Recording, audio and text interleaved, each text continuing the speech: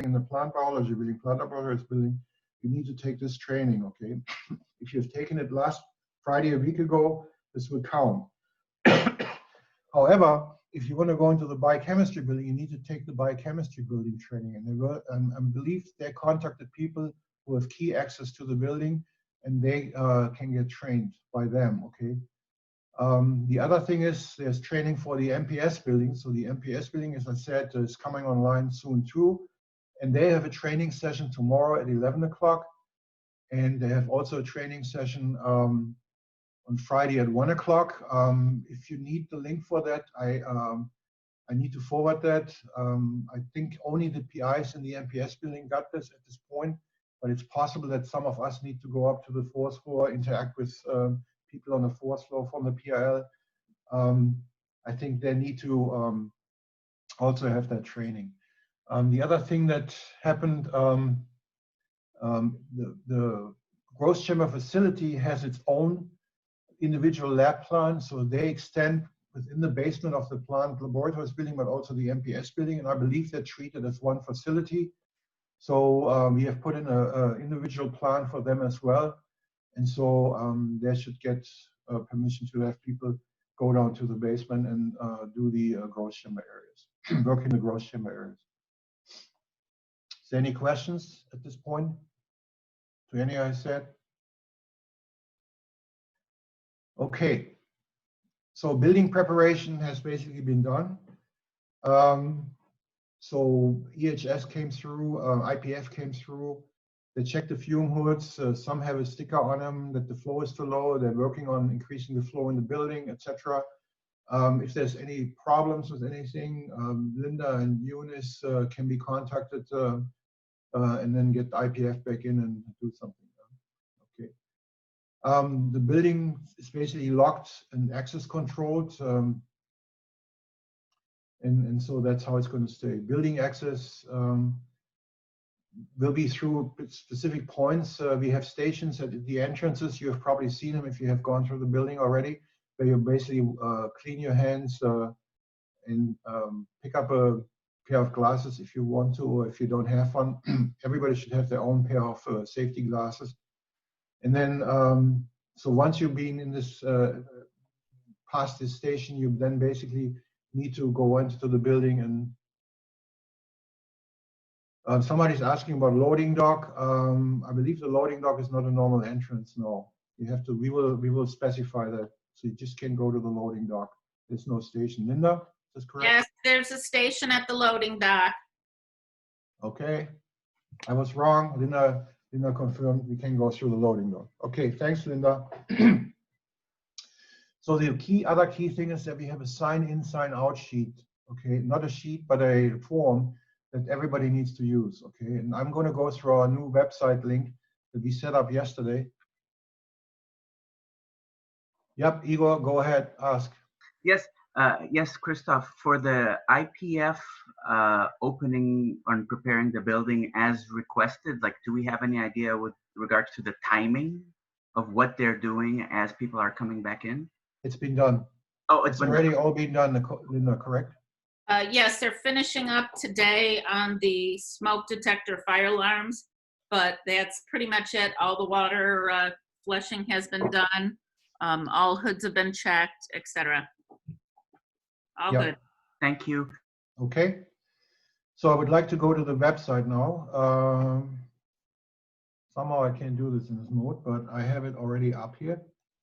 So here's our website. So when you look at our homepage, you basically have an additional tab, it's called Return to Work. When you click on that link, you get to this sheet right here, okay? So this is our PRL sign-in, sign-out sheet, okay?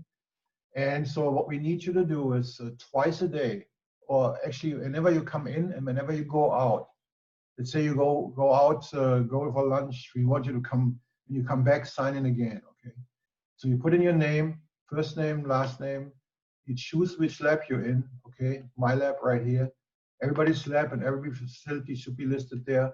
And then you need to click here whether you entered the building or whether you left the building. So this will create then in a Google Sheet a log where all this information goes so that we can then check later who was in the building when, okay? and this must be done. So basically do it before you leave home, before you get to the building. I don't know whether you can do it from a cell phone or not when you're in the car, but I suggest you do it when you leave home, you know, and even if you have 10, 15 minutes in between, that's okay. But do it when you leave the building and when you enter the building. And then, so you need to do it twice, okay, at least twice.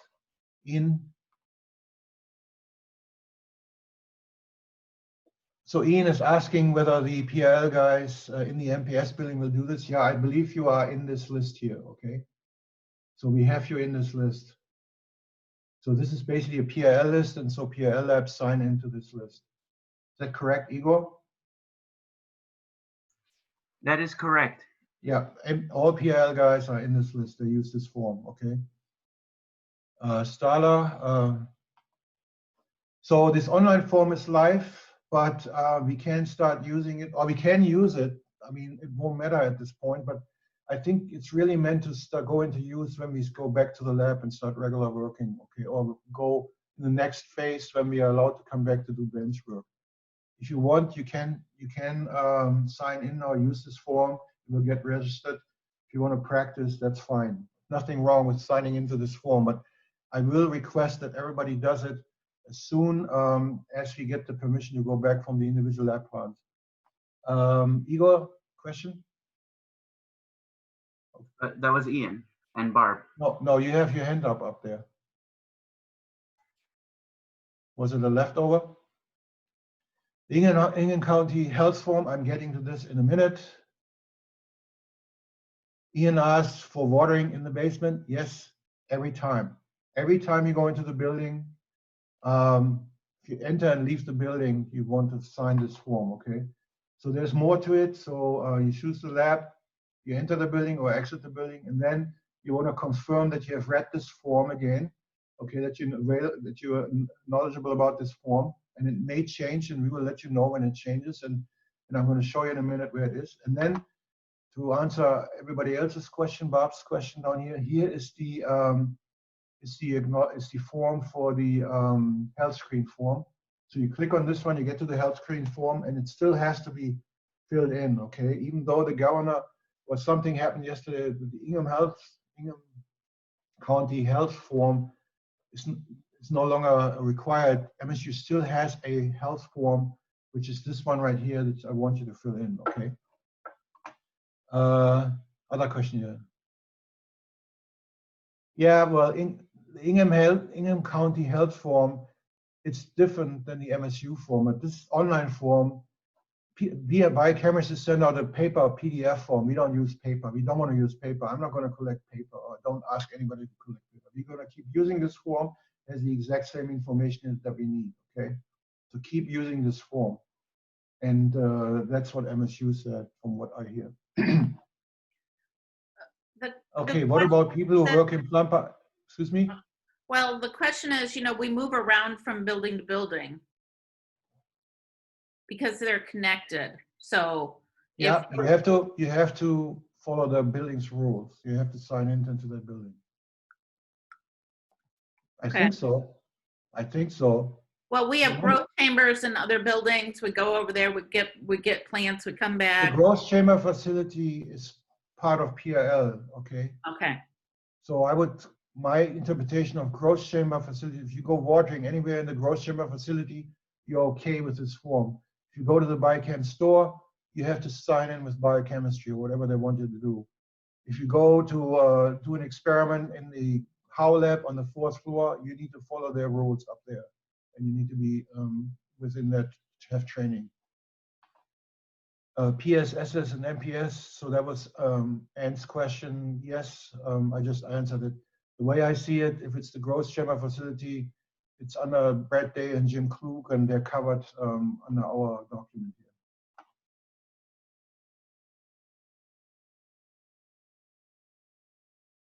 So the health form is the one we're going to use online, okay, until you hear further notice from me. I don't care what BMB does. BMB does things a little different, and there are some places there behind us. So so we should use that form, okay? So Peter, you need a thermometer? I don't think so. I think the exact, let's go through the form, what it exactly says. If you feel, oh, I can't get here from here. Wait a second. Here it is. So it asks, chills. Okay, it doesn't really ask you whether you have fever or not. This is the form right here, okay? Subjective fever, felt feverish, okay? So nobody needs to buy a thermometer. Common idea is, I was going to say common sense, but the point is, if you have symptoms, you must stay home, okay? If you have any kinds of these symptoms, stay home, contact your health physician. If it's something else, you can come back. But if there's any chance that you might have the COVID-19, stay home, okay? It's really important that we take care of each other and that we don't infect each other, okay? That's the key thing in staying healthy and keep everything operating and be safe, okay? So that's why I think this form is fine. So it has exactly the same information as far as I know. If MSU wants a different form or wants a version of this, they will change it, okay? They will change a button or whatever. They have done this before to make it compliant with whatever the governor says, okay? So we use this form, okay? We'll get documented somewhere, and that's the key. Okay, so now I gotta figure out how to, here we go. This is where I wanna be. Okay, in the end, you basically have to sign that you completed the self-screening form. There's no more questions. I'm gonna go back to, Christoph? yes. Just so you know, that link, I'm looking at your screen share. If you go to the top of the page on the very right. Yeah, okay, I haven't shown this yet. Okay, sorry. Good point, Igor. So we have the health screening form that Christoph went to is right there too, so you don't have to keep scrolling down and looking for it in weird places. Yeah, you can get it from here also.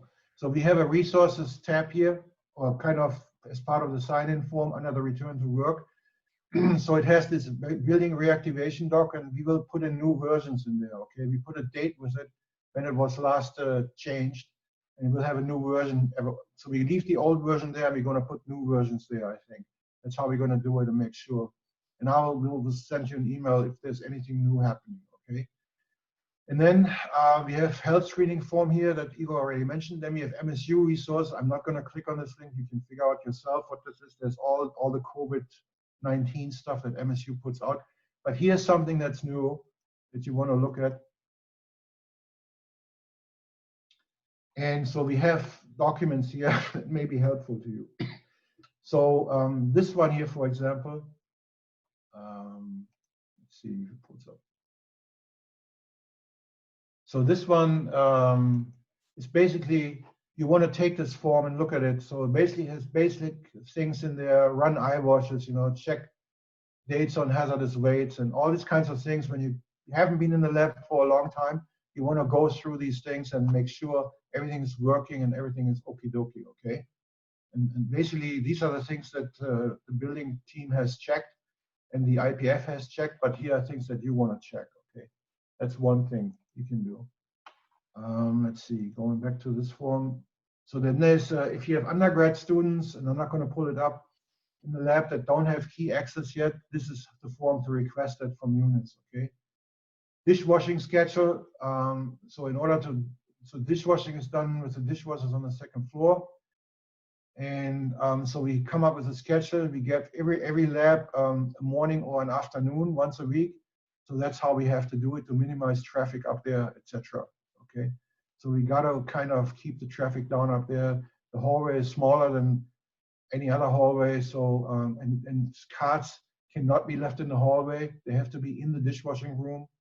And so Dave is coming up with rules for that floor up there, and you have to follow the rules of that floor. Okay, to minimize. That's the only south wing area that we have, and it's more narrow and more confined than most other hallways. And so that's why we need to have special rules up there.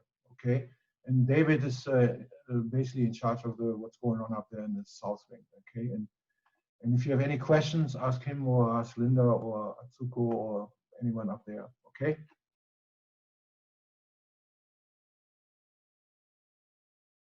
So there's, Maria has something here. Ingham County Health Department is providing COVID testing for people who want to get the test even if they don't have symptoms. Some feel healthy, get tested. Well, if you didn't have symptoms, you don't need to get tested. If you have symptoms and you get tested and you're negative, yeah, then you're fine. But if you're sick, even with the flu, you probably should stay home, right? So because even get sick, people sick from flu, it's not cool. So I think at this time and age, and then these tests, if you're talking about antibody tests, so my understanding is that they're only certain percentage of time correct. So I don't think anybody's using them to rely on these tests to basically determine whether somebody can go to work or not at this point. Okay, so let me see. Okay, so let me have instructions here for disinfection zones. So this is how so everybody is assigned a zone to deal with common area disinfection. This is the instructions for that. Okay, and let's see. And then we have a nice little sheet here that Denny Ducat somehow came up with. Let's see, pulling up. Yeah, so this is a little sheet here that you can use. What kind of places you want to look out for, what are you supposed to do, and you can post this in your lab, etc. Okay, so this is kind of a reminder for everybody what's going on, and so put this in your lab, and you can download it from the website there, and it's there. Okay. So that's our website, and we will post more things here, and we let you know when there's new things. So go looking here and go looking up here for the building reactivation document, the newest version of it. If there's, and we will let you know if there's a new version. Okay, we'll make sure you guys are informed. Okay, so let me pull up the sheet here. So we were here. Nothing new in the questions or etc. So here we talk about non-resident visitors, and so the unpaid undergrad students and non-essential visiting scholars cannot enter the building. So this was the big thing that was in the governors, and it's not J1 visa holders who are in the country that I meant here. It's really somebody visiting from some other university wants to talk to you, etc. Do it by Zoom, okay? Can't bring them in the building. Don't bring your children into the building, even if you might not have daycare. Try to find another solution for that, okay? And I think I mentioned in my last memo about daycare or childcare. If you run into big issues with that, let us know. And if you have ideas how we can help, you know, we'll try to work with you. Deliveries. So deliveries will be received by Linda mostly and Melissa during business hours. And then she will either call you or bring it to a place, to your lab. And it would be great if you had a table or something up there where they knew they could bring this stuff. Linda, do you want to chip in with this one? Yeah, obviously most labs, I think we're set, because I talked to Kramer Lab and they're putting out a table right near the entrance to South Wing. So all other deliveries will come to usually, quote unquote, your big table in your lab. If it's really big, it might just be outside in the hall. Do you call people first, or do you just bring it there? Just bring it there. Okay, you got to look for it over there. And what if it's perishable?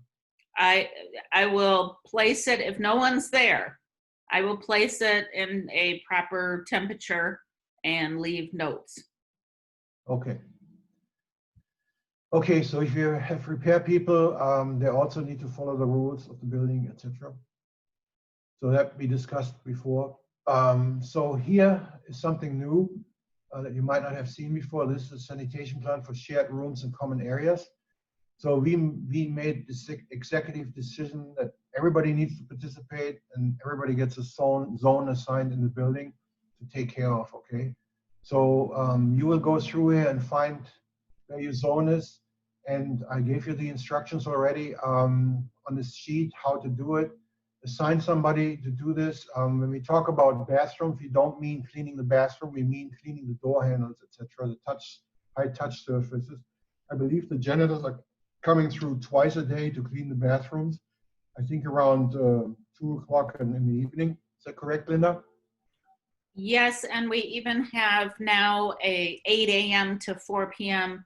Custodial porter for the mega building. She will be in there all the time doing services as well, and we can contact her if we have any special needs.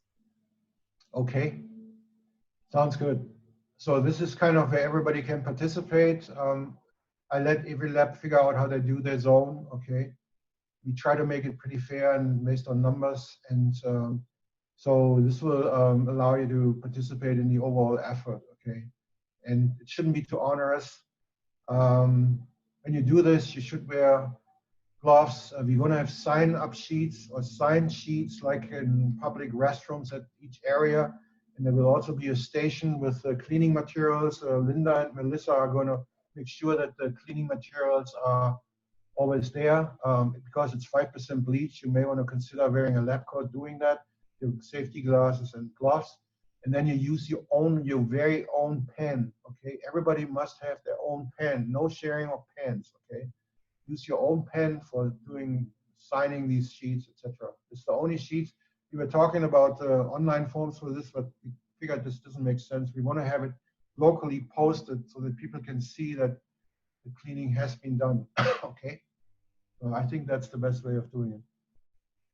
Okay, somebody says IPF stated that there will be already cleaning common areas 3 times a day. This will cause unnecessary understanding as well as that IPF will be cleaning. My understanding is as well. Yeah, so we don't know how it goes yet, okay? Linda, do you want to say anything about this? They won't go into our autoclave room and wipe down the autoclave keypad.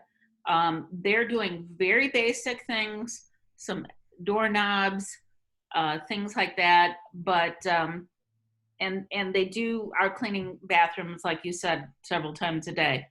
I feel that we know much better what we touch, and they won't go into rooms like that and do anything. They're staying in the hallways doing this. They've stepped up a lot, but we still have to do a little more. So my suggestion is that we're going to see how it goes and we can ramp this down or modify as we go along. But for now, this is what we suggested. And we had never gotten any proper instructions from anyone on what IPF is doing or not, or what janitors are going to do or not. So I have no idea what they're actually going to do or not.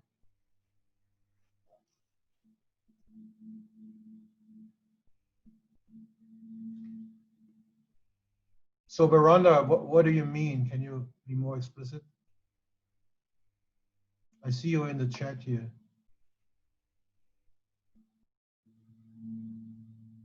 Oh, Verona doesn't have a mic. Okay. Well, my idea is here. So are you guys saying that there's a risk for us if we do it versus IPF? It enhances the risk for lab personnel. Is that what the discussion is about? Okay. So let's look into that. Okay. So let's see what IPF exactly does. Okay. Maybe we can cut it down to autoclave rooms, etc. We might be able to modify this. Okay. But yeah.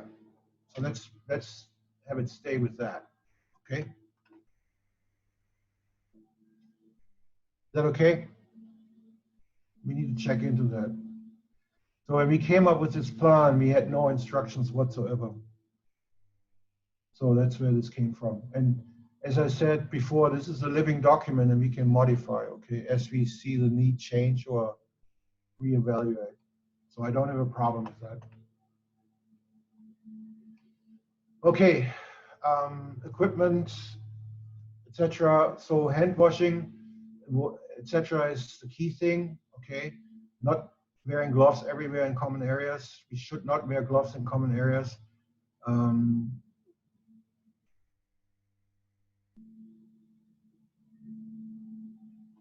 The online sign-up sheet.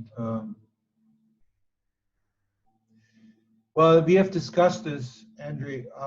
So we have discussed this, and we feel the online thing doesn't help anything here.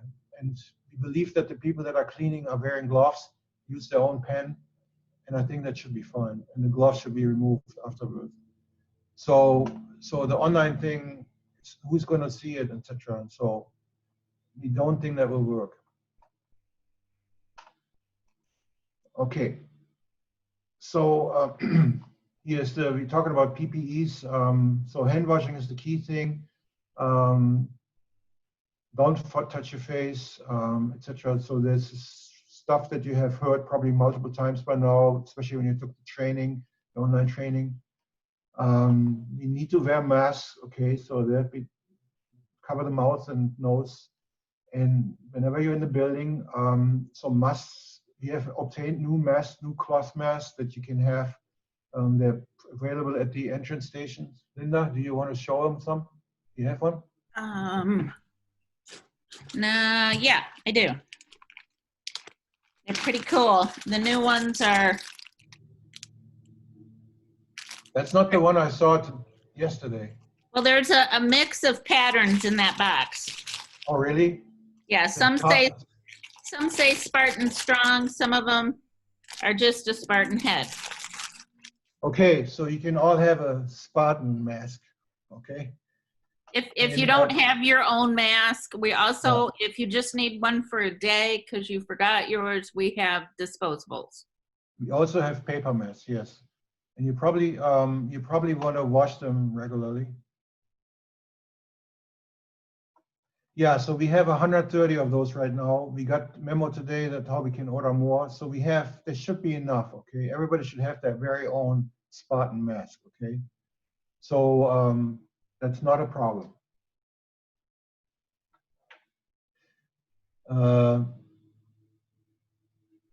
So Nick asking how you can get the first one. So you go into the building at your designated, into the entrance. There will be at the station in the building. You can get your mask there, okay? If the station is out, Linda will put new ones there. So there will be a limited number there, and then Linda will check. And if they're out, just contact Linda. I think she puts a phone number there or something. You can contact her. Linda or Melissa will make sure they are masked. We have 130. Everybody should definitely be able to get one. Many don't need one because they have their own masks, including myself or Linda. We have all our own masks. Okay. So if you need one, you can get one. And we will order more if you need to, okay? Washing filters. I don't know they have filters. Linda, do they have filters? No, they're just a double layer cloth or triple layer cloth. Yeah, so the university physician approved those that they actually work, not the flimsy black ones that we had before that were just for show. So these ones actually are proved to work. Okay. So, so eye protection. So basically, we're supposed to wear eye protection in labs, but we recommend it, okay, as PPA for COVID-19. We don't make it mandatory. You don't have to wear them in the common areas, okay? You need to wear them, of course, when you work with chemicals, bleach, etc. We have extra safety glasses. Everybody should have a pair of safety glasses, okay? And they should take care of their own safety glasses, clean them, etc. And but you don't have to wear them in common areas, okay? But you can, and we believe it's going to be helpful if you start touching your face, etc. It would be good if you had safety glasses on. Cell phones, we like you to clean them. You can stick them in a bag or clean them. So they are a common thing that usually is highly contaminated, and so we'll be asking that you do that. Okay. Any question about that? No. Training. There's 3 levels of training. Okay. So we have the basically the building training that we're doing right now, and we have the online training that you need to do individually, and that we can check that you did it. And then you have to have lab-specific training by your supervisor for your specific area in which you're working. Okay. And There's another question about masks. How often should you wash those masks? Linda, what do you say?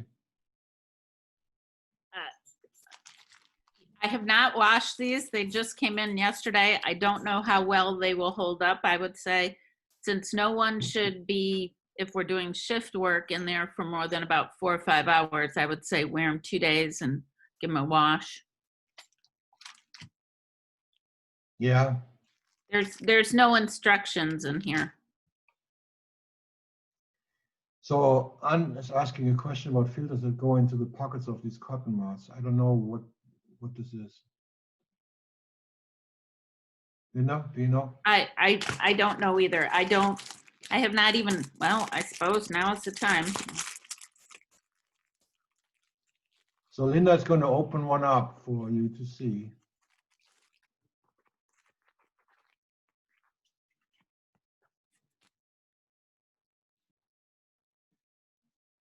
There is no lining or anything like that to remove. It's simply multiple layer cloth all sewn together. Sebastian is asking whether you can microwave them. I don't know. To sterilize them? I don't know. Does that work? So I don't know. We can find out. Okay.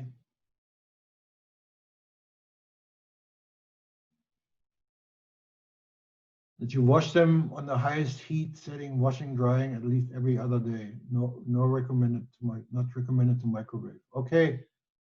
Training said every 1 to 2 days. Okay, guys, you're taking the training.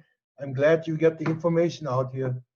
I don't remember hearing that, but I took the training as well, but it's a bit time ago already. Okay, thanks for clarifying that. So I don't know. I wouldn't microwave it, but you can try, Sebastian. You can do experiments. No problem. I will try it. Okay. How do you know it's sterile then? That's the big question. Yeah, interesting task. Okay, you will figure it out. Okay, so we have to have all these 3 levels of training done before we can go back to work. Okay, so let's say I get the okay that our lab plans are approved. I'll let the PIs know, and then the PIs take over from there, and we'll tell you what the training deal is. Okay, and you can also do the training already.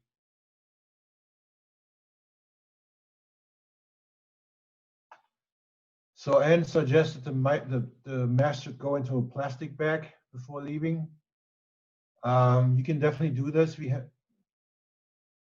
store in plastic bag. Okay, so we will have plastic bags at the entrance for the cell phones, and they can be used for that case as well. So that's a good idea.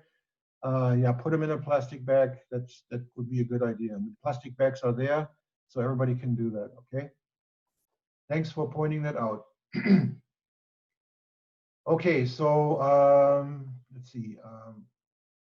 So sanitation efforts, we talked about this already, the zones, the disinfection zones. And as I said, we will check into what IPF exactly does and what we should be doing.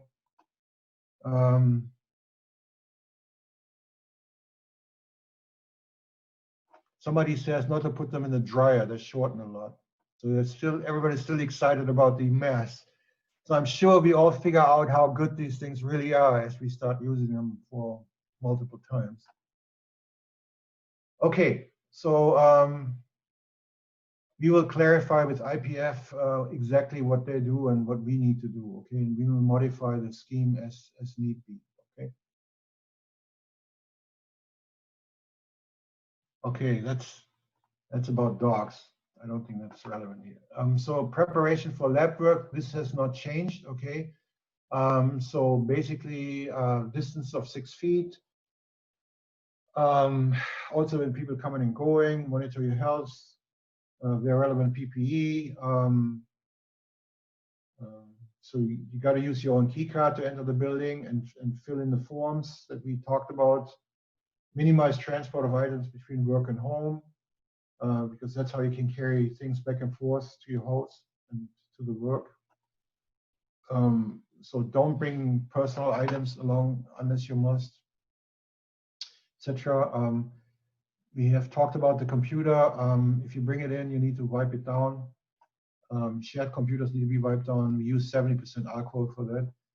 Phone goes in a Ziploc. We talked about this. At this time, phase one, we don't allow eating anywhere in the building because we can't maintain social distancing and do it safely in the building, okay? So can't do that. So you can eat in the garden or you can eat in your car. Drinking is allowed outside the laboratories, but you have to bring your own water. There's no drinking fountains, okay? Drinking fountains are closed. So if you have any kinds of symptoms, you stay home. And so what's new here in this new form is what happens if somebody is positive, okay? So should someone in your research lab, building group, etc., have symptoms or test positive for COVID-19, immediately notify your chair, unit administrator, university physician, and EHS, okay? So I suggest you contact me, okay, and then we go from there and we let others know. The laboratory will have to be properly cleaned and disinfected, and that's going to be done by EHS, okay, somebody from outside. And then, so everybody who's ill needs to stay home, okay? And then you're probably going to get contacted by Ingham Health about tracing, etc.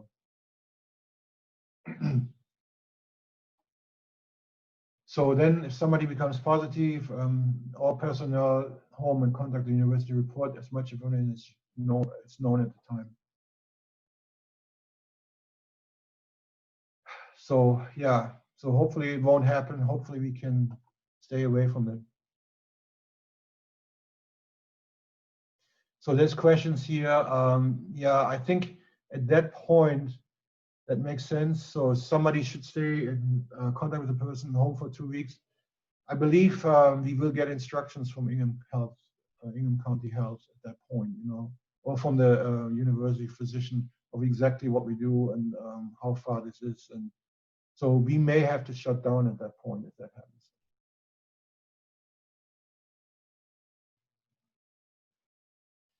Evan asked a question. It will be pretty straightforward what people have to do when they come in. There will be, Linda and Melissa will be going around checking these stations, but there won't be anybody standing there, standing guard and making sure you clean your hands, etc. Okay, so we kind of have to rely on people, on people doing their part. Okay, and I will get to this. When people don't follow their part, what's going to happen and what should happen. I will get to this at the end of this document. Okay. The basic rule is if you see something happen inappropriate, talk to the person. Person doesn't respond, talk to the supervisor or let me know. Okay. Or there's other ways of reporting I will get to in a bit. Okay. You almost get to the point here that we get through there.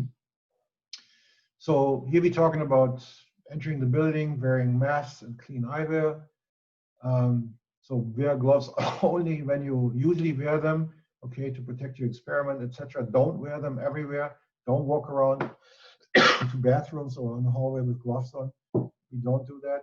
It's not good to do that because you can be more spreading things than if you wash your hands routinely and not wear gloves.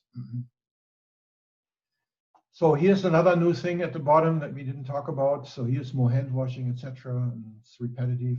So at the end of the workday, the trash bags from within the lab should be tied off and placed in the hallway for easy removal. Basically, the custodial stuff will not enter the labs, okay? They will be solely responsible for common areas, okay? So this is where you need to take over what's happening in your lab. You definitely have to make sure you clean your common touch faces in your lab, okay? So this thing needs to happen every night. So your trash bags need to go in front of the door in the hallway so that the janitorial stuff can pick it up. No questions? Okay. So now we can talk about the laboratory. So the plan has been submitted. So this is basically, I leave this up to the PIs then, how things. Could the common hand sanitizer at the entrance be in an automatic pump? Linda? We, IPF put in 2 automatic pumps. We have one at South Wing and one near the PRL office. The other ones are just individual pumps. That's all we're going to get. from them. So we got a few, but not all of them. So if you would like to use an automatic pump, you have to use those entrances. That's, I think, what we do, right? Or Yeah. do we buy more of those? No, we can't install them on the walls. We have plenty of hand sanitizer. We can miss the bottles if people are concerned, but we only have a few that they install, and that it takes a weird cartridge to put in there, and only the custodial staff has the weird cartridge. Starla is asking, do you know if you can request IPF to install auto paper dispensers in bathrooms? I don't know. I have no idea. I saw the question of costs, and that's the bottom line, I think. I mean, we can ask, but not sure if that's going to happen. Can you use your own hand sanitizer? I'm sure you can. I don't see why Sure. not. Sure, why not? Yeah, if you feel safer that way, you go ahead and do it. No problem. Just sanitize, and then mask, deal with your phone, deal with any eyewear, and then sanitize again. The instructions are on the wall, but if you want to use your own, you have something, I have a little one attached to my purse or something like that, that's fine. Yeah, we are flexible in how you exactly follow the rules. If you feel safer that way, that's perfectly fine. Okay. So shifts and teams. So the key thing to stay healthy with the threat of COVID-19 around is to be socially distancing. And essentially what this means that we need to cut down the number of people in the building, okay? Here's another question. Is prescription eyewear sufficient for eye protection? As I said, it's not mandatory to wear safety glasses, okay? It's recommended. So the key difference between prescription eyewear and safety glasses is the side protection, okay? So my glasses don't have anything on the side. So that's why safety glasses would be better. But that's been a big discussion, and so we decided we're not going to make it mandatory, okay? So hope that answers the question to some level. If you want to be safe, you're going to get safety glasses on top of your prescription eyewear, and then you don't get anything coming in from the sides of your eye, from the sides of behind your glasses, okay? But it's up to you. Okay, so we're going to have weekly schedule, working in teams and shifts, and the PIs will be responsible for setting that up. So that will be left to how you figure this out in your own labs, okay, how you're going to do this. The other key thing that's in here, because the building population is low, some people might decide they're going to work at night, which is fine. But if you work by yourself, there's a MSU work alone policy, okay? Make sure you use the buddy system. Check this website. Make sure somebody knows you're in there. We don't want accidents to happen because somebody's working by themselves, okay? Especially down in the growth chambers, etc. We've tried to make it such that you can call the cell phone, but it's not everywhere that you can reach. And so it's a very good idea to let somebody know that you're down there, okay? Somebody in the lab needs to know. Use a buddy system of some sort. It's very important, I think. We haven't really paid attention to that very much, but it's important, and it has come in handy when Adam had his accident, so he had to find a way to get cell phone, and that wasn't cool. So be careful about that. This can happen, that there are emergencies that you need to respond, you know. So make sure somebody knows where you are. Christoph, I'd just like to step in here for a second. After Adam's accident, we did expand coverage in the basement significantly. If someone does find an area that there's a dead zone down there, if you could let me know, I can always work with MSU to get a repeater put in so that we can get better coverage in things like the basement. So all of the West Wing set of chambers, there's nothing in that whole building way at the end called West Wing. okay, I can look into that. Thanks, Linda. So here's a question about stockroom. Are there any procedure changes for the stockroom, Linda? Have you thought about that? No, the only thing I have is I have some coveted Clorox wipes in the stockroom, right near the stockroom computer. So you can wipe down the stockroom computer before you use it. Go ahead and enter what you purchased, and then you can wipe it down again. Okay. If that's not sufficient, we need to talk about it. So, the other thing is that we talked about before, we don't want to have in-person meetings and use Zoom or Teams. Conference rooms will be closed during phase one. Avoid the use of elevators unless necessary. For example, to transport items between floors, like bring the glassware to the second floor. Do not share elevators to maintain the 6 feet distancing rule, okay? So that might be tough for some. If there's somebody who's difficulty walking, let them go in the elevator, okay? And use the stairs whenever you can. So it's basically another question of helping each other out and being considerate of everybody. And so this is really what it takes. So we need to help each other and be conscious of what everybody is doing. Okay, so the boarding equipment, we want to disinfect with 70% alcohol solution.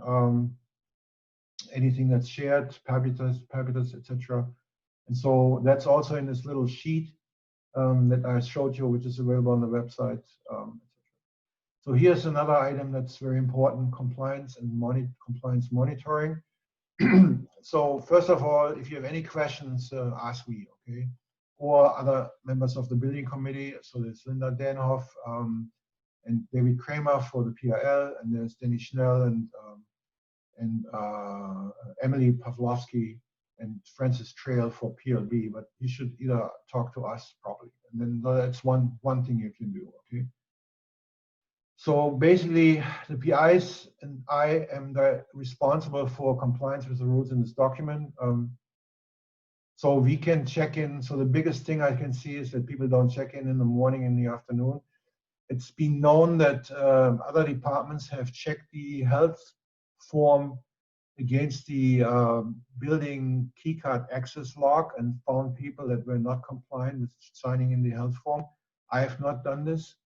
But it has caused some big issues or a big uproar. So we have the means of being able to check this if we suspect things are not being done the way we should be. And so the key thing is everybody needs to follow the rules, be considerate. It's not just about your own health, it's about the health of everybody. And it's basically the whole operation, okay? So we need to make sure everybody stays safe. And the key thing is we can catch this from each other, and we need to keep each other safe by following these rules, okay?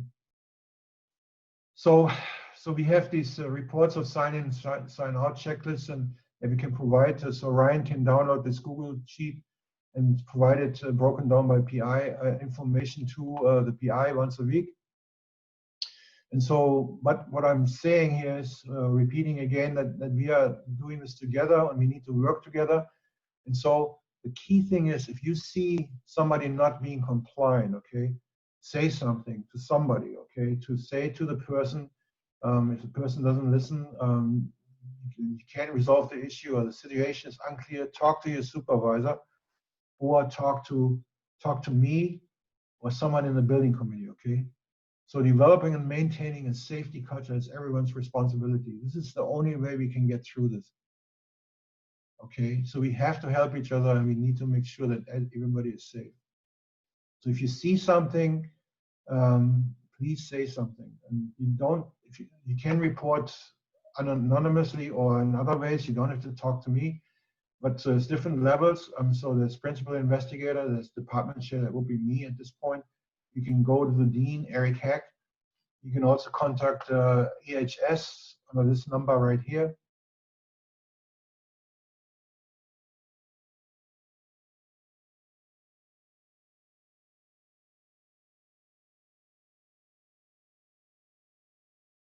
I hope we can get it done at the principal investigator level. If you need to get me involved, I'll be happy to help.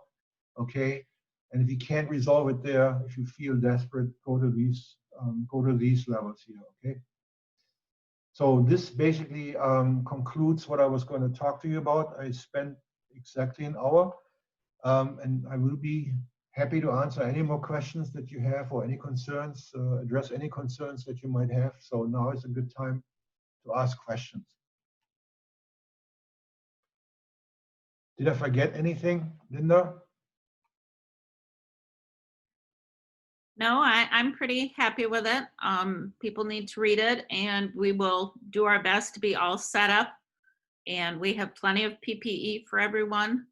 So I think we're in good shape.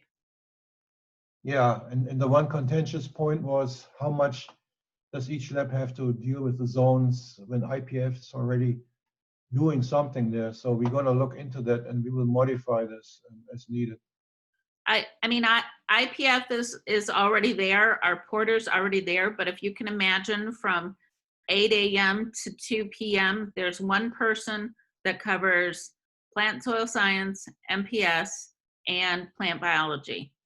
So she only gets around to, say, our hallway one time between 8 and 2 when another person comes on. So I think you have to be realistic about how big the building is and their personnel. Yes, they have more personnel coming in at 2. Yes, they have more personnel coming in at 4. So there's one person starting at 8, and then more people cleaning the bathrooms at 2, and then at 4 more people are coming, and then they clean the bathrooms again at 7 or something like that. Correct. And Yeah. they also, her job is to basically walk down the hall and do touch points. So she was doing a few doorknobs down our hallway this morning, but that's all she can get to. She's got a lot of space to cover. So, and if she gets called to one problem area, we're not maybe gonna see her at all during her morning shift. So unless they've changed that, this is what I heard yesterday from the supervisor for our building. That's the level of coverage we have. It gets more and more as the day progresses. So how do you want to handle this? Do you want people to talk to you to find out more about what we should be doing in each zone or not? I think we should keep everything as it is right now.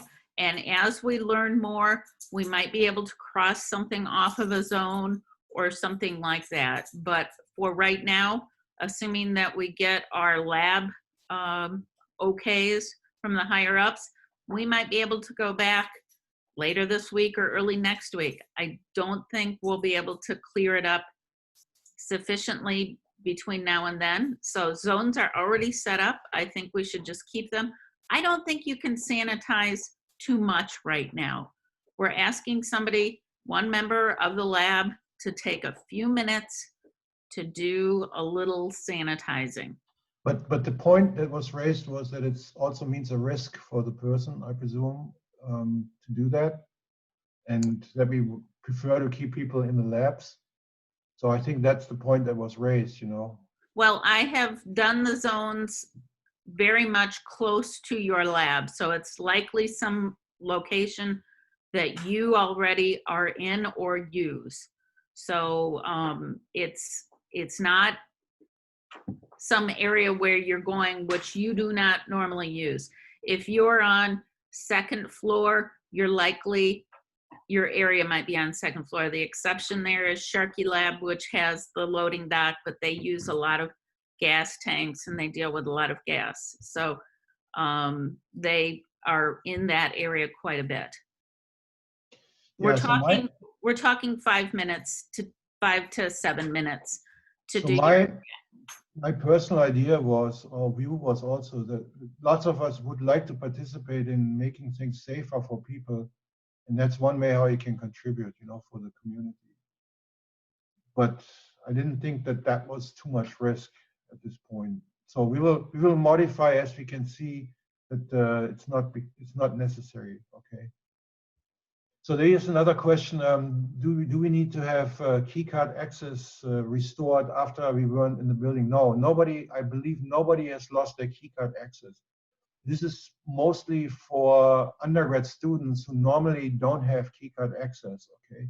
So if you want to bring an undergrad student into the building who should be working on essential lab chores, lab tasks, that person needs access using a keycard. And usually undergrad students do not have access by keycards. So that's the time when that request needs to be made. So probably somebody in the lab, in each lab, should check which undergrads they want to be in the lab and pay and be involved, and then need to get their information using that sheet. So there's certain information on the back of the key card that is required to, and then Eunice will contact somebody at the police that will set this up. I think that's how that works. Okay, do we have any more questions here?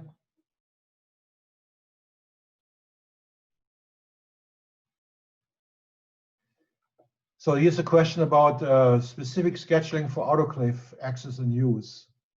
So how do we do this, Linda? Do we have sign-up sheets for autoclaves? No. The autoclave rooms, you can easily go in and see if somebody is using it.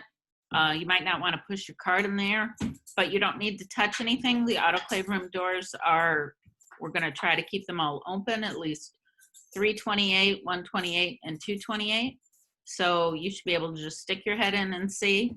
The sign-up sheets are still there. The logs for the autoclaves, EHS still wants me to do it. However, there are no pens there. So you still have to bring your own pen. Somebody has been assigned in their zone to simply wipe the autoclave handles, and if there's a touch pad for the autoclaves in your zone, you also have 70% ethanol to clean any touchpad electronics. So what do we do with these big gloves that you need to use to handle hot materials?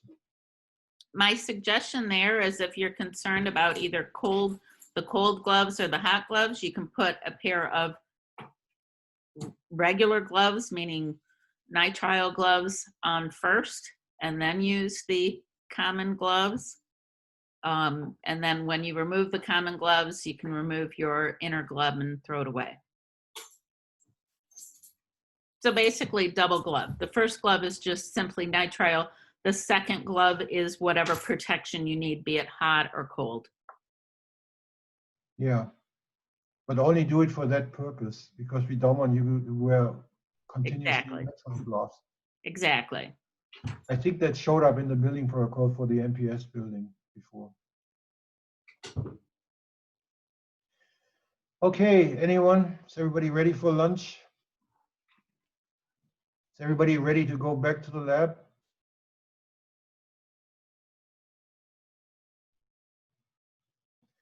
So I think we're going to conclude this. If we go back to work sometimes later this week or next week, we're going to be the first one that basically had this building protocol approved, and we are the guinea pigs, kind of. I said this before. So we kind of developed this protocol, and then it was sent out to everybody, and so everybody's following this stuff now. And some of this what's in here is too much detail probably, and so the next buildings might actually be smoother than this one.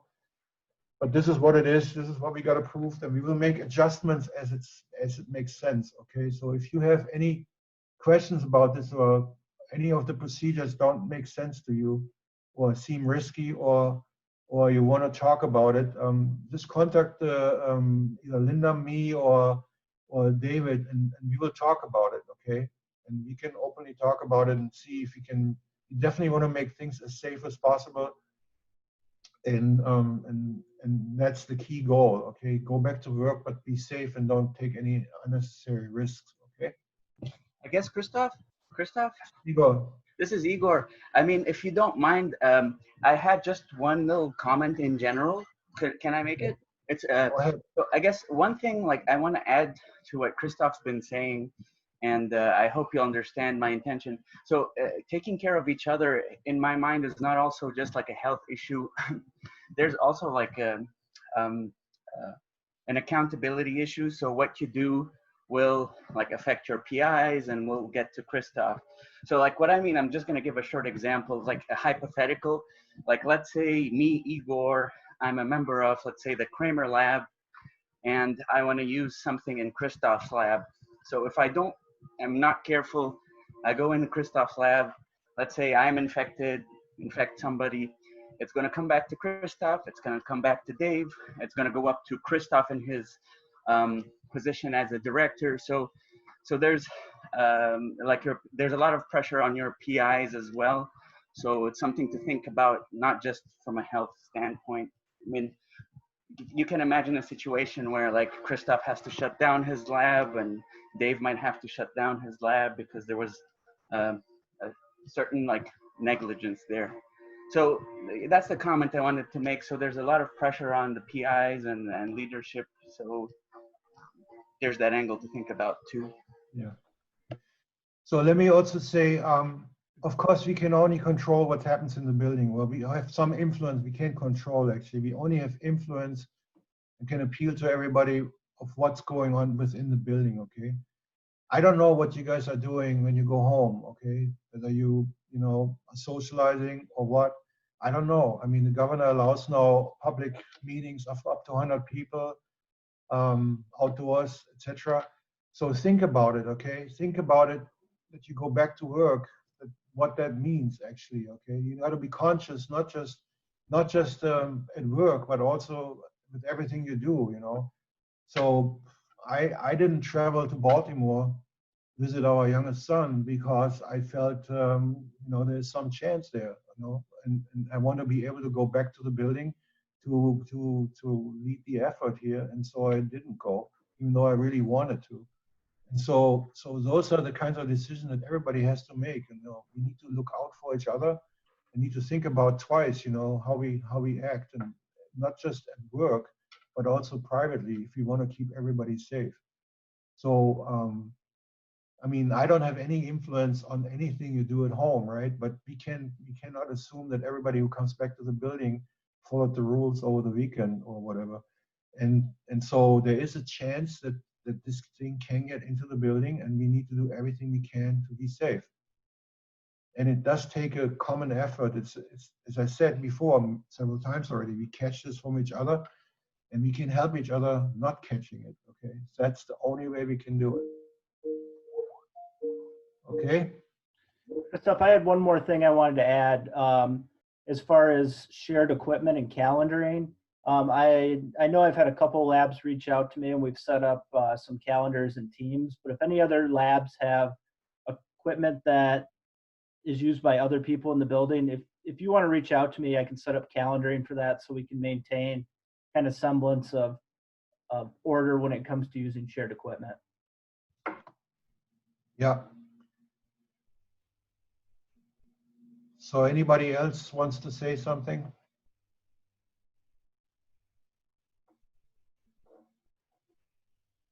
I got a few thank yous in the chat, so I appreciate that, and I think the building committee appreciates that too. I think we spend a lot of time trying to make this happen, and hopefully we can do it safely. Hopefully we're not going too fast, and hopefully we keep everybody safe. That's the key thing, okay? And we can continue our careers that everybody also wants to do. Okay, so I would like to conclude then. So I think this is the end of the meeting. Again, if you have questions, let me know by email, etc.